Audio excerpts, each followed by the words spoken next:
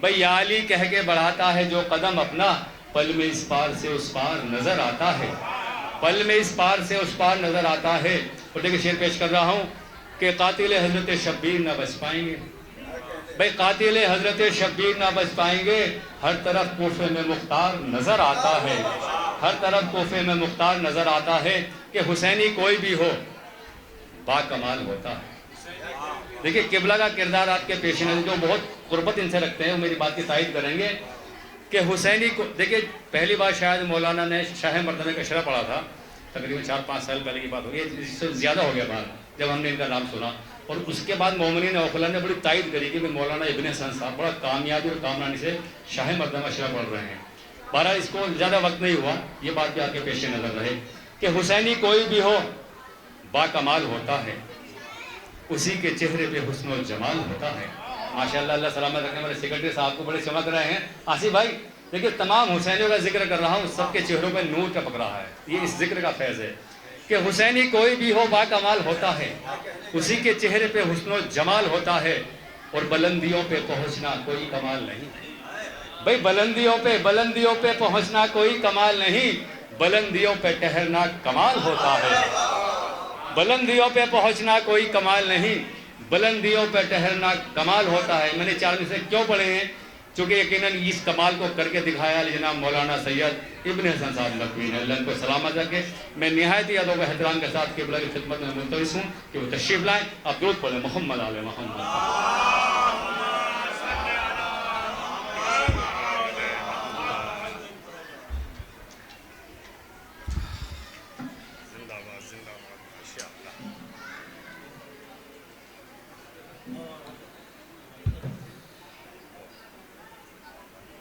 اعوذ باللہ من الشیطان اللعین الرجیم، بسم اللہ الرحمن الرحیم، وصلی اللہ علی سیدنا مولانا ابی القاسم محمد،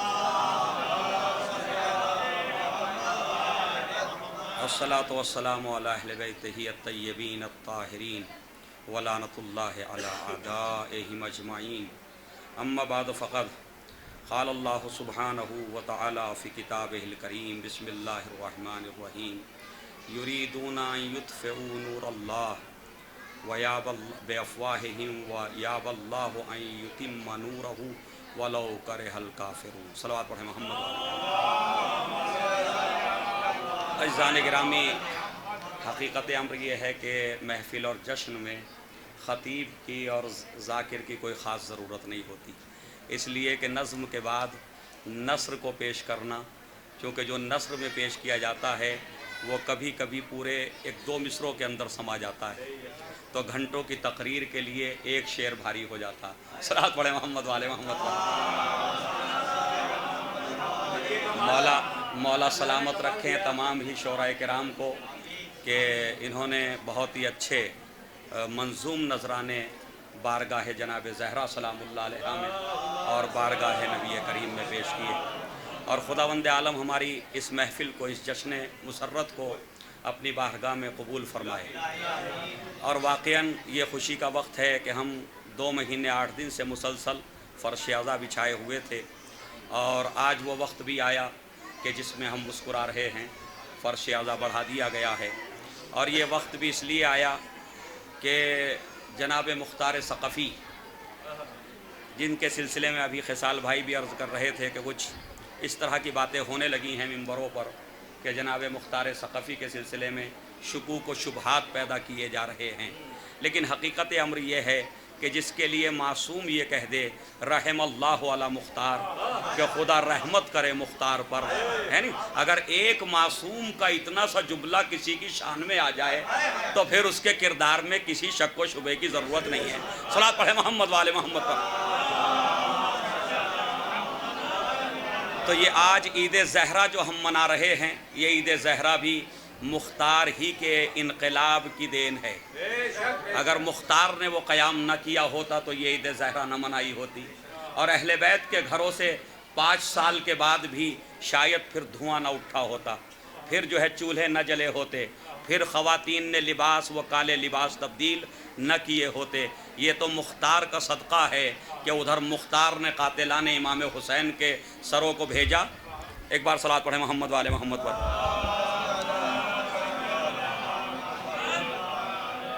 ادھر مختار نے قاتلان امام حسین سے انتقام خون امام حسین لیا، اور ادھر اہل بیت میں خوشی کی ایک لہر دوڑ گئی، اور وہی خوشی ہے کہ جسے ہم 9 ربیع الاول کو مناتے ہیں ہر سال.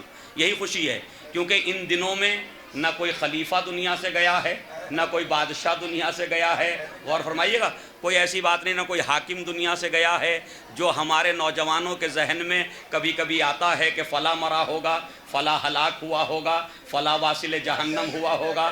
وہ کچھ نہیں ہوا، ان کی تاریخیں سب الگ ہیں. میں دیکھ کر کے آیا ہوں لیکن دامن وقت میں اتنی گنجائش نہیں ہے. ان میں سے 2 کی ہلاکتیں جو ہیں، جو بزرگ تھے، جو بانی ظلم تھے، صلوات پڑھے محمد والے محمد پر، جو بانی ظلم تھے، جس کے لیے امام صادق نے فرمایا لعن اللہ من اسس اساس الظلم. یہی ہے نا، اسس اساس الظلم، لعنت ہو خدا کی ان پر جنہوں نے ظلم کی بنیاد رکھی. تو ظلم کی بنیاد رکھنے والے جو تھے ان میں سے کوئی نہیں گیا اس تاریخ کے اندر.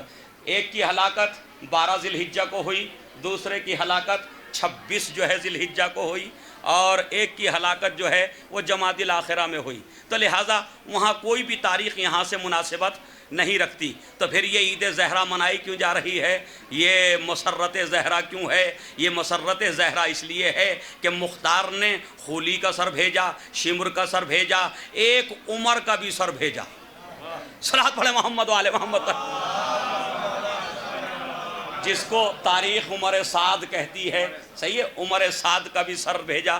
جب یہ سر آئے امام کی خدمت میں تو امام ان سروں کو دیکھ کر کے مسکرائے، اور اس کے بعد یہ اعلان کیا کہ فرش عزا کو اٹھا دیا جائے، سوگ کو ختم کر دیا جائے، اور یہ جملے کہے خدا رحمت کرے مختار پر کہ مختار نے اہل بیت کو غم سے نکال کے خوشیوں میں داخل کیا.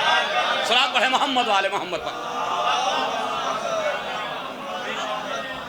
اب ذرا غور کیجئے گا، کیونکہ جناب مختار ثقفی کی شخصیت ایک ایسی شخصیت تھی جو مختلف دشمنوں میں گھری ہوئی تھی. کوئی ایک طرف سے دشمن نہیں تھے.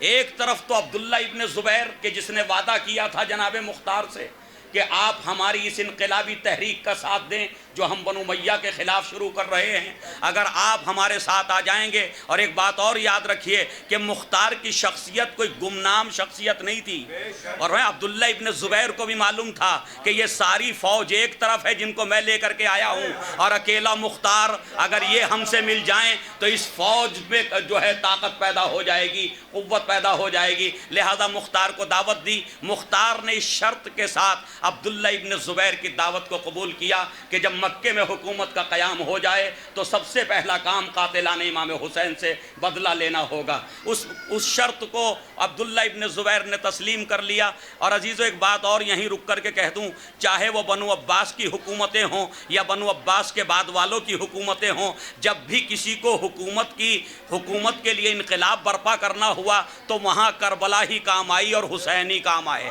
صلوات پڑھے محمد والے محمد پر. وہاں کربلا ہی کام آئی اور حسین ہی کام آئے. جتنے بھی چاہے عبداللہ ابن زبیر ہو اور زبیریین ہوں، ان کے خطبوں میں آپ دیکھیں تو آپ کو ملے گا تاریخ میں وہ کہتے تھے ہم قتل امام حسین کا بدلہ چاہتے ہیں، خون امام حسین کا انتقام چاہتے ہیں. اس کا مطلب یہ ہے کہ اگر زبیری بھی ظلم کے خلاف کھڑے ہوتے ہیں تو انہیں حسین ہی سہارا بنتے ہیں. اور فرمائیے یعنی کربلا ہی سہارا بنتی ہے. وہ ایک الگ بات ہے کہ وہ اپنے مشن میں مخلص ہیں یا مخلص نہیں ہیں، لیکن کربلا کے بغیر کوئی انقلاب آ نہیں سکا. کربلا کے بعد اور فرمائے کربلا کے بغیر کوئی انقلاب کربلا کے بعد آ نہیں سکا. حتیٰ کہ نیشنل منڈیلا بھی کہنے لگا، چیخنے لگا کہ 20 سال قید میں رہا. بس جلدی جلدی 2-4 جملے عرض کر رہا ہوں. 20 سال قید میں رہا، سلنڈر کرنے کے لیے، تسلیم کرنے کے لیے آمادہ ہو گیا. رات کو بیٹھا ہوا سوچ رہا تھا ان 20 سال کی محنتوں کا کیا ہوگا کہ جو میں نے ایک انقلاب برپا کرنے کی کوشش کی. لہٰذا آخر میں کہتا کہ جی امام حسین کی شہادت یاد آ گئی، کربلا یاد آ گئی، اور پھر ایک مرتبہ میرے ضمیر نے مجھے جھنجھوڑ دیا. اگر حسین 72 کے ساتھ اتنی عظیم قربانیاں پیش کر سکتے ہیں تو میں ظلم کے خلاف سلنڈر کیوں کروں، میں تسلیم کیوں کروں؟ لہذا وہ کہتا کہ اس کے بعد میں نے یہ تہیہ کر لیا کہ مجھے انقلاب برپا کرنا ہے، تو اس کا مطلب افریقہ کے جنگلوں میں بھی اگر کوئی حکومت ظلم کے خلاف کھڑی ہوئی تو اس میں اس حکومت کو بنانے میں بھی کربلا تھی، اور ہمایہ اس حکومت کو بنانے میں بھی کربلا تھی۔ یعنی کربلا ہر مظلوم کی حامی ہے، ہر ظالم کے خلاف ہے، بس مظلوم اس سے درس لینا سیکھ لے کہ درس کیسے لیا جاتا ہے۔ غور فرمائیے گا عزیزان گرامی، اس کے علاوہ مہاتما گاندھی جی اسی ہندوستان کے تھے، بڑی جد و جہدیں کی، سب کچھ کیا، آخر میں پھر وہ جو ہے قافلہ بنایا جو 72 پہ شامل تھا، تو کہیں نہ کہیں سے کوئی درس تو مل رہا تھا کہ اگر یہ شجاعتیں چاہیے جو کربلا والوں میں تھیں تو ان کے کوئی اشارہ ہمارے انقلاب میں ہونا چاہیے۔ لہذا گاندھی نے آخر میں احمد آباد کے جلسے میں یہ بات کہہ دی تھی کہ دیکھو ہندوستان کے واسیوں، ہندوستان تو آزاد ہو گیا، اگر تم چاہتے ہو اب دوبارہ کسی کے غلام نہ بنو، یہ ملک دوبارہ کسی کی غلامی نہ کرے، تو حسین ابن علی کی سیرت پہ نظر رکھنا، کربلا والوں پہ نظر رکھنا۔ ایک بار صلوات پڑھیں محمد والے۔ اور پھر یہی تحریک ہے کربلا کی تحریک، کربلا کی شہادتیں جو مختار کو حوصلہ عطا کرتی ہیں، پھر یہی شہادتیں ہیں، یہی کربلا ہے، یہی حسین کا قیام ہے کہ مختار کے ساتھ ساتھ توابین کو حوصلہ عطا کرتا ہے۔ دیکھیے ہم کسی کو برا بھلا اس لیے نہیں کہہ سکتے کہ ائمہ نے ان تحریکوں کو برا بھلا نہیں کہا، اور فرمائیے گا توابین کی تحریک اپنی جگہ صحیح ہے اور جناب مختار کی تحریک اپنی جگہ صحیح ہے۔ اب صرف ایک مسئلہ رہ جاتا، اس کو حل کرنا بہت ضروری ہے کہ جناب مختار ثقفی کے کیونکہ دشمن اتنے زیادہ تھے، ایک طرف زبیریین دشمن تھے، دوسری طرف اموی دشمن تھے، دونوں حکومتوں میں رہے، وہ بھی تقریباً 5-6 سال جناب مختار کی شہادت کے بعد زبیریوں نے حکومت کی مکے کے اندر، اور اموی حکومت کا قیام بہت زمانے تک رہا، اور مختار دونوں کے خلاف تھے۔ اور فرمائیے گا دونوں حکومتوں کے خلاف تھے، تو کیا وہ مختار کی مدح و ثنا کرتے؟ کیا وہ مختار کے کردار کو اچھا بیان کرتے؟ یقیناً وہ تو جہاں ذکر کریں گے مختار کی برائی کریں گے، وہ تو جہاں ذکر کریں گے مختار کی مذمت میں روایات کو نقل کریں گے۔ تو زبیریوں نے بھی مختار کی مذمت میں روایات نقل کی، اور امویوں نے بھی جو ہے مختار کی مذمت میں روایات نقل کی، تو روایات کا ایک انبار لگ گیا۔ اور کیونکہ کہیں نہ کہیں شیعہ علماء جو سطحی اس کے تھے، ان سے بھی یہ روایات جو ہیں ادھر سے نقل ہو گئیں، شہرت کی بنیاد پہ کبھی کبھی ہم چیزیں نقل کر دیتے ہیں، اور فرمائیے گا تو لہذا مشہور ہونے کی بنیاد پہ وہ روایات نقل ہو گئیں۔ اب سوال یہ پیدا ہوتا ہے کہ دونوں طرف کی روایات موجود ہیں، مختار کے سلسلے میں مذمت میں بھی روایات ہیں جو منسوب ہیں اہل بیت علیہم السلام سے، ائمہ علیہم السلام سے، اور مدح میں بھی روایات ہیں جو منسوب ہیں امام صادق اور امام محمد باقر علیہ السلام سے۔ اب سوال یہ کہ ان روایات میں کون صحیح ہیں کون غلط ہیں، کیسے تسلیم کیا جائے؟ تو پہلے تو ہم علماء اہل سنت سے پوچھتے ہیں کہ ان کا نظریہ کیا ہے مختار کے سلسلے میں۔ تو علماء اہل سنت اکثر یہ کہتے نظر آتے ہیں کہ مختار دیندار تھے، مختار دین پہ عمل کرنے والے تھے، اور فرمائیے گا اولیاء اللہ میں سے تھے، لیکن جب سے ان کے دل میں محبت حکومت پیدا ہوئی تھی تب سے جو ہے وہ دین سے دور ہو گئے۔ اس کا مطلب یہ کہ اہل سنت بالکل صحیح کہہ رہے ہیں کہ مختار کی اپنی زندگی دین کے مطابق گزر رہی تھی، لیکن بنو امیہ اور زبیریین کو یہ بات پسند نہیں تھی کہ مختار حکومت تک آئیں اور ان کے وہ لوگ قتل کیے جائیں جو کربلا میں امام کے خلاف تھے۔ اس لیے انہوں نے کہا کہ جب حکومت کو دیکھا تو وہاں سے مختار بدل گئے، تو یہ 2 سال میں کیا ہو گیا اور کتنی بڑی حکومت مل گئی مختار کو۔ اس کا مطلب یہ ہے اگر انسان دیندار حکومت کے لیے بدل جاتا ہے تو اس اصول کو تو بہت پہلے سے لے کے چلنا پڑے گا۔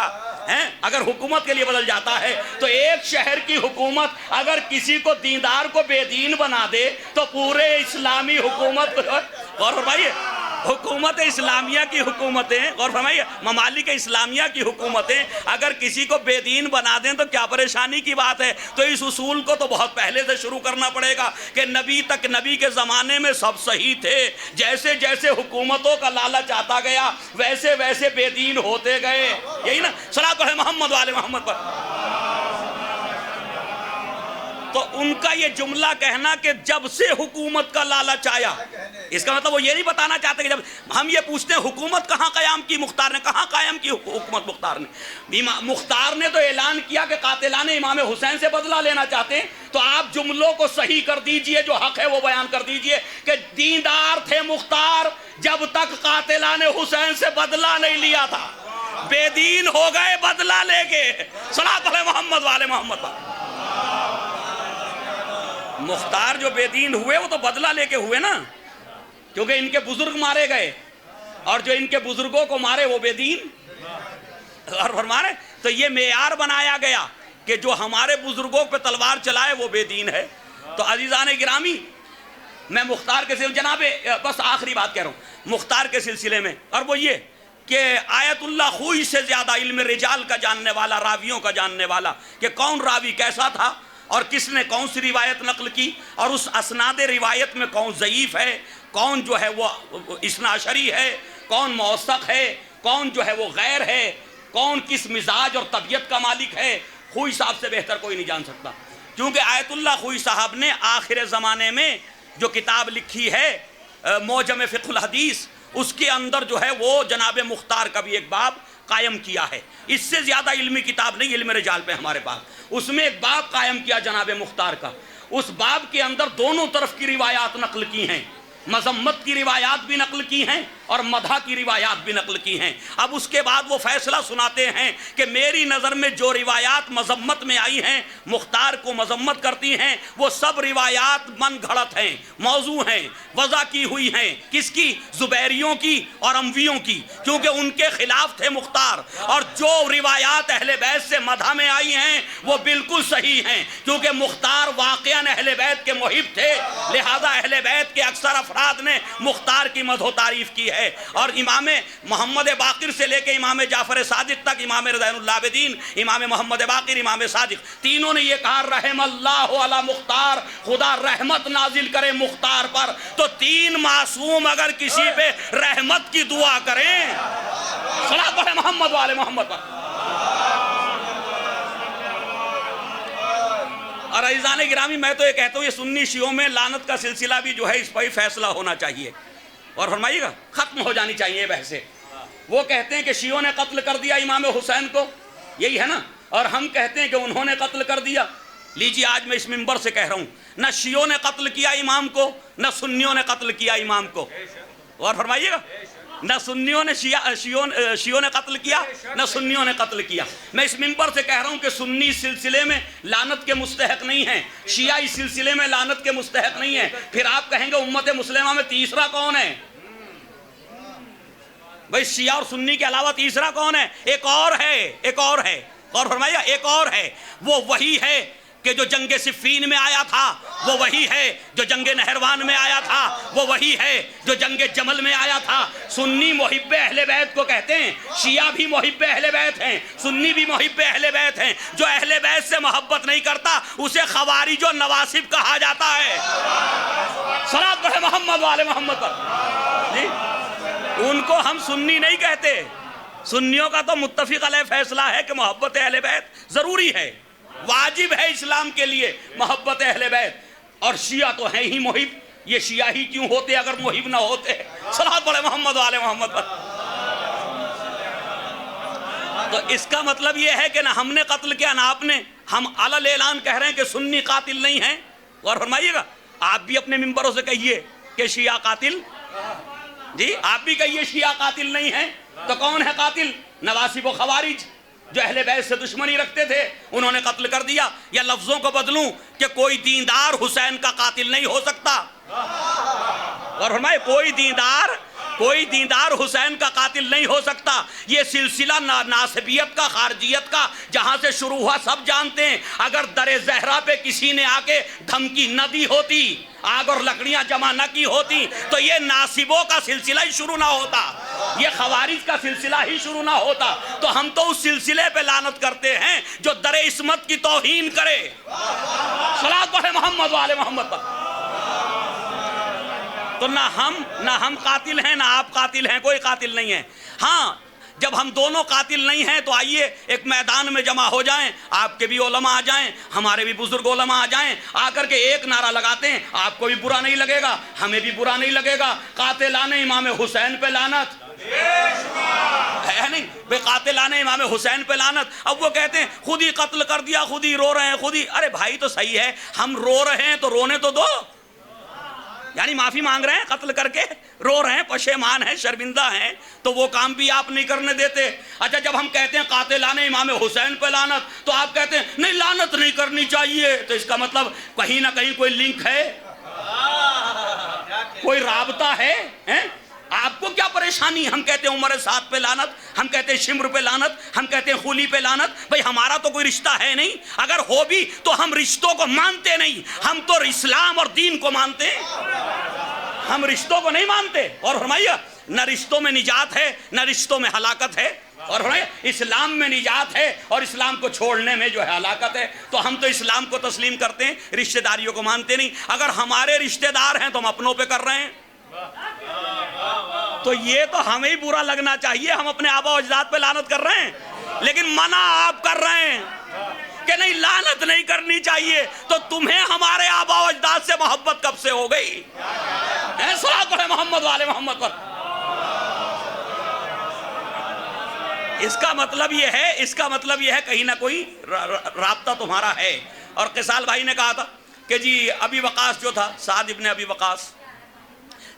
ابی وقاص جو ہے وہ بہت اچھا انسان تھا، اچھا صحابی تھا نبی کریم کا، غور فرمائیے گا جی بعد میں جو ہے وہ اس کے اندر تھوڑی سی حکومت کی طرف جھکاؤ ہوا، لیکن عزیزان گرامی ایک بات کی میں تعریف کرتا ہوں اس انسان کی کہ دور امیر شام میں جب اکثر لوگ بک چکے تھے اور لعنتیں کر رہے تھے حضرت علی پہ، سب و شتم کر رہے تھے حضرت علی پہ، جاؤ صحیح مسلم کے اندر روایت موجود ہے، ہو سکتا بخاری میں بھی ہو، بخاری کی روایت میں نے نہیں دیکھی ابھی تک، صحیح مسلم کے اندر روایت موجود ہے، سعد سے ایک روز امیر شام ملا اور ملنے کے بعد کہنے لگا اے سعد ابن ابی وقاص، تم جو ہے وہ ما تمنعو ان تلعن ابا تراب، کہ تمہیں کون سی چیز روکتی ہے کہ جو ابو تراب پہ لعنت نہیں کرتے؟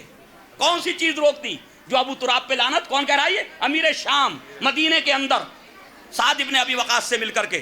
تو ایک مرتبہ اس نے کہا 3 باتیں ایسی ہیں کہ ان میں سے اگر ایک مجھے مل جاتی تو اس پوری دنیا اور اس کی نعمتوں سے بہتر ہوتی، اور فرمائیں اس لیے میں لعنت نہیں کرتا۔ وہ تینوں چیزیں بتائیں اس نے، خیبر کا علم بتایا، اس کا مطلب خیبر کے علم کی تمنا سب کو تھی، صلوات پڑھیں محمد والے محمد پر۔ خیبر کا علم بتایا کہ جی خیبر میں علم علی کو دیا اور یہ کہہ کے دیا کہ اس کو علم دوں گا جو اللہ سے محبت کرتا ہو اور جس سے اللہ محبت کرتا ہو، صحیح ہے نا۔ دوسرے فاطمہ کی شادی علی کے ساتھ کر دی، اور فرمائے فاطمہ کا عقد علی کے ساتھ کر دیا۔ تیسرے یہ کہ حسنین جیسے بیٹے جنہیں نبی نے سیدہ شباب اہل جنہ کہہ دیا، تو اس لیے جو ہے میں علی پہ لعنت نہیں کر سکتا۔ تو عزیزان گرامی یہاں تک اس کی چیزیں سمجھ میں آتی۔ اس کے علاوہ ایک بات اور ہے اس کے سلسلے میں، وہ بھی سن لیں۔ جناب حجر بن عدیل کندی کی شہادت کے بعد جو حضرت علی علیہ السلام کے صحابی تھے اور مخلص چاہنے والوں میں سے تھے، ایسا چاہنے والا کہ جس نے دیکھا کہ جب وہ قتل کیا حکم دے دیا گیا، جوان بیٹا موجود تھا، تو کہا کہ پہلے میرے بیٹے کو میری آنکھوں کے سامنے قتل کر دے۔ کیوں چاہتے ہو حجر اپنے بیٹے کو قتل کرانا؟ کہ ایسا نہ ہو مجھے قتل ہوتے دیکھ کر کے گھبرا جائے اور علی پہ لعنت کر دے اور میں اپنے مولا سے شرمندہ ہوں آخرت میں۔ تو میں نہیں چاہتا میری نسل میں بھی کوئی علی کا دشمن ہو، اس لیے پہلے میرے بیٹے کو قتل کر دے۔ تو یہ حجر بن عدیل کندی اس زمانے میں قید خانے شام میں تھے، تو سعد ابن ابی وقاص کو پتا چلا کہ حجر کو قید کر لیا گیا۔ اس پہ ام المومنین عائشہ نے بھی احتجاج کیا تھا، اور فرمائیے احتجاج انہوں نے بھی کیا، عبداللہ ابن عمر نے بھی احتجاج کیا تھا قید کرنے پر حجر کو۔ لیکن جب ان کو پتا چلا تو یہ باقاعدہ امیر شام سے ملنے کے لیے قید خانے میں چلے گئے اور وہاں جا کر کے کہا کہ امیر شام تمہیں کیا ہو گیا؟ تم ایسے متقی پرہیزگار اصحاب رسول کو جیلوں میں رکھ رہے ہو، قیدوں میں رکھ رہے ہو، جن کے لیے نبی نے فرمایا تھا کہ ھذا راہب ھذہ الامہ، کہ یہ جو ہیں وہ اس امت کے راہب ہیں، انہیں دنیا سے کچھ لینا دینا نہیں ہے۔ ایسے متقی پرہیزگار افراد کو تم جیلوں میں رکھتے ہو، قیدوں میں رکھتے ہو۔ تو اس نے کہا نہیں، جب تم آئے ہو تو تمہاری احترام میں، تمہاری تعظیم میں ہم انہیں چھوڑ دیں گے اگر تم کہتے ہو۔ اور ادھر اشارہ کیا کہ شہد کا شربت بنا کر کے لایا جائے۔ شہد کا شربت آیا اور وہ شربت جو ہے سعد ابن ابی وقاص کو پلایا۔ کہا کہ گرمی کا وقت ہے، پہلے شربت پی لو، ہم انہیں بلوا رہے ہیں، چھوڑ رہے ہیں، صحیح ہے، وہ شربت کا پینا تھا کہ سعد ابن ابی وقاص وہیں گر کر کے جو ہے ختم ہو گئے، زہر دے دیا گیا۔ تو عزیزان گرامی، مجھے ایسا لگتا کہ سعد ابن ابی وقاص کہیں نہ کہیں محبت اہل بیت رکھتے تو تھے، لیکن یہ کہ خلافت کے سلسلے میں تھوڑا سا گمراہی کے راستے کی طرف جانے لگے، اور فرمائیے یہی ہوا نا، تھوڑا سا گمراہی کے راستے کی طرف چلے گئے، لیکن یہ کہ جو گمراہ ہو گیا وہ تو ہو گیا، صحیح ہے نا، لیکن یہ کہ اس کو سمجھنا بھی چاہیے کہ حکومت اور دولت کی لالچ ایسی ہے کہ کسی مومن کو عمر کے کسی بھی مرحلے میں منافق بنا سکتی ہے، کسی مسلم کو کافر بنا سکتی ہے، اور فرمائیے یہ سب ہو سکتا ہے، کیوں؟ یہ دولت بری چیز ہے۔ 8 محرم تک قبلہ موجود ہیں، 8 محرم تک اسی سعد ابن ابی وقاص کا بیٹا امام حسین سے صلح کی گفتگو کرتا رہا صلح کی گفتگو۔ جب شمر آ گیا پروانہ لے کر کے کہ اگر وہ جنگ نہ کرے تو کمانڈر تمہیں بناتے ہیں، جیسے ہی اس نے آ کر کے کہا تو اب امام حسین نے پوچھا کیا ہو گیا اس صلح کی گفتگو کو، کیا اب تم میرے قتل پہ آمادہ ہو گئے؟ تو کہنے لگا کیا کروں، کوفے میں میرا گھر ہے وہ منہدم ہو جائے گا، میرے بچے ہیں وہ جو ہیں قتل کر دیے جائیں گے، میری بیوی گرفتار ہو جائے گی۔ امام سے جو باقی باتیں مادی کہی تھیں اس کے لیے امام نے کہا میں دے دوں گا، باغات ہیں میں دے دوں گا، حکومت رائے کا وعدہ ہے میں اس کو پورا کروں گا، سب کچھ امام نے کہا، لیکن آخر میں وہ عذر پیش کرنے لگا بیوی بچوں کا، تو کہا کہ اب اس میں کیا جا سکتا ہے، کیا تم اللہ کے دین کے لیے بیوی بچوں کی قربانیاں نہیں دے سکتے؟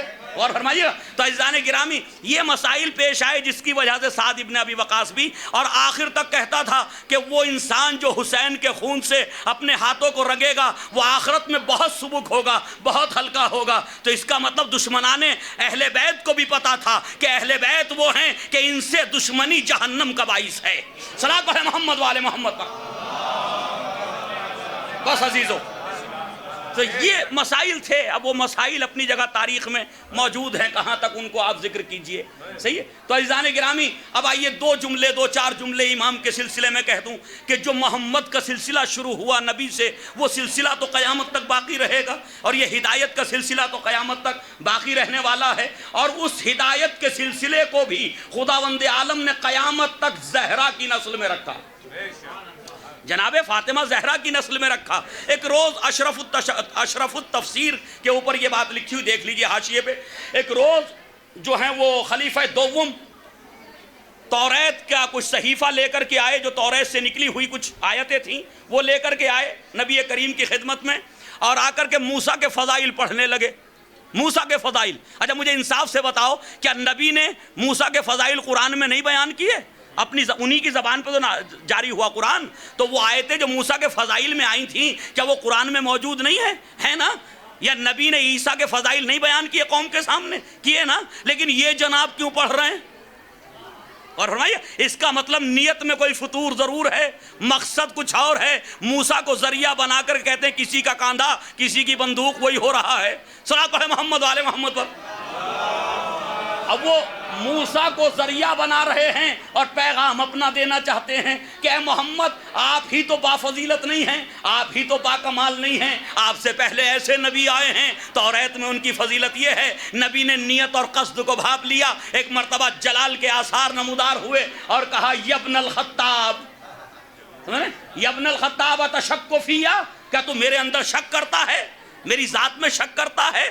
تو یہ تو شک کرتے ہی رہتے تھے، اور بھیا تو کہا کہ شک کرتا ہے، اگر موسیٰ بھی آ جائیں تو نبی بن کے نہیں آئیں گے، میرے امتی بن کے آئیں گے۔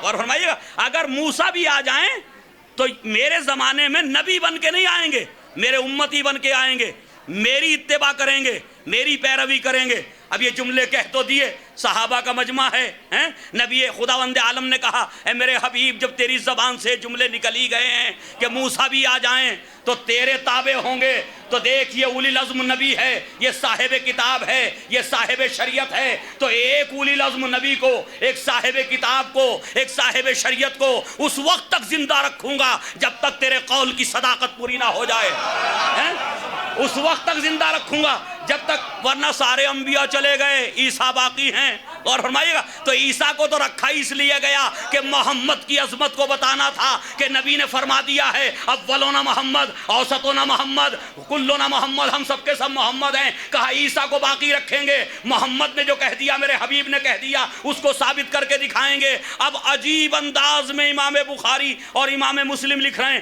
کیونکہ کھل کے تو لکھ نہیں سکتے، امام کا ذکر کھل کے نہیں کر سکتے، ایسی جگہ رکھتے ہیں جو شیعوں کو نہ مل سکے، لیکن شیعوں کی آنکھیں بھی بہت تیز ہیں، نکال لیتی ہیں، صحیح ہے نا، وہاں سے ہی نکال لاتی ہیں کہ جہاں وہ چھپا کے رکھتے ہیں. باب ہے نزول عیسیٰ، اور فرمائیے گا باب ہے نزول عیسیٰ، باب نزول عیسیٰ، اور وہاں حدیث کیا ہے؟ حدیث یہ ہے کیف انتم ونزل فیکم ابن مریم، تمہاری تعجب کی حالت کیا ہوگی، حیرانگی کی حالت کیا ہوگی کہ جب تمہارے درمیان عیسیٰ ابن مریم نازل ہوں گے. اور فرمایا عیسیٰ ابن مریم نازل ہوں گے تو ان کے نزول سے حیرت مند ہوگی قوم، ان کے نازل ہونے سے مسلمان تعجب کریں گے یا کوئی اور بات ہے. اس کے بعد اگلا جملہ نبی کریم کا ابو ہریرہ کی روایت ہے، یہ بخاری کے اندر کہتے ہیں کہ نبی نے فرمایا وَإِمَامُكُم مِّنكُم، اور تمہارا امام تمہیں میں سے ہوگا. یعنی عیسیٰ نازل ہوں گے اس امت کے درمیان اور امام تم میں سے ہوگا. اس کا مطلب یہ ہے کہ زہرا کا لال نماز پڑھائے گا، ایک صاحب شریعت امام کے پیچھے نماز پڑھ کے بتائے گا کہ اگر موسیٰ محمد اول کے زمانے میں آ جاتے تو محمد کے اتباع کرتے، اور اگر عیسیٰ محمد آخر کے زمانے میں آ رہے ہیں تو محمد کے متبع ہو کر کے آ رہے ہیں. صلوات پڑھے محمد والے محمد. بارہلا محمد والے محمد کا واسطہ میرے معبود اس جشن میں تمام شعراء کرام کے منظوم نذرانے کو اور سامعین کے اس سماعتوں کو جو ہے وہ بحسن قبول فرما. بارہلا محمد والے محمد کا واسطہ جب تک اس دنیا میں رہیں محبت اہل بیت کے ساتھ رہیں، جب اس دنیا سے جائیں محبت اہل بیت کے ساتھ جائیں. بارہلا محمد والے محمد کا واسطہ بانیان جشن جو ہیں ان کی تمام تر حاجتوں کو پورا فرما، ان کی مشکلات کو دور فرما میرے معبود، اور تمام ہی سامعین کی مشکلات کو اور مصیبتوں کو دور فرما، رزق میں برکتیں عطا فرما، اور ہمیں ہماری اولاد کو اولاد صالحہ قرار دے، جو بے اولاد ہیں انہیں اولاد نصیب فرما. بارہلا محمد والے محمد کا واسطہ عالم بشریت کو کرونا وائرس سے نجات عطا فرما، جو بیمار ہیں انہیں شفاء کاملہ واجلہ عطا فرما، جو صاحبان صحت ہیں ان کی صحت کو برقرار فرما. بارہلا محمد والے محمد کا واسطہ ہمارے بچے جوان نوجوان سبھی کو جو ہے علوم دین و دنیا سے مزین فرما. بارہلا محمد والے محمد کا واسطہ ایران، عراق، حزب اللہ سبھی کی حفاظت فرما. بارہلا محمد والے محمد کا واسطہ بالخصوص افغانستان میں مساجد، امام بارگاہ اور عزاداران امام حسین کی حفاظت فرما. بارہلا محمد والے محمد کا واسطہ دہشت گرد تنظیموں کو نیست و نابود فرما. میرے معبود قائم آل محمد کے ظہور میں تعجیل فرما، ہمارا شمار ان کے غلاموں میں فرما. ربنا تقبل منا انک انت السمیع العلیم.